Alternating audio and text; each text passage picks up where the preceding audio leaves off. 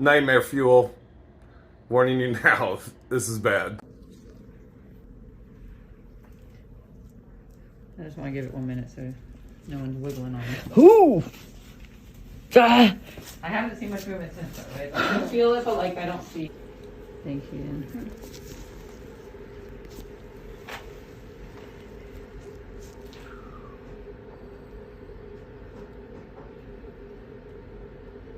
Oh my god.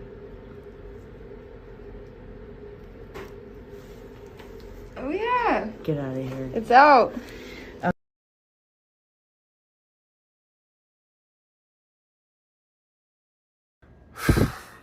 Dude, how's that chick, the one with the bug in her fucking ear, how is she so calm? The minute I realize some shit's in my ear until the time it is out, I'll probably be screaming, puking, crying, shit, and I'll be going through a lot of fluids and emotions all at once. But she's just like, oh yeah, it's out, that's great. The camera lady's more like, oh my god, I don't get that.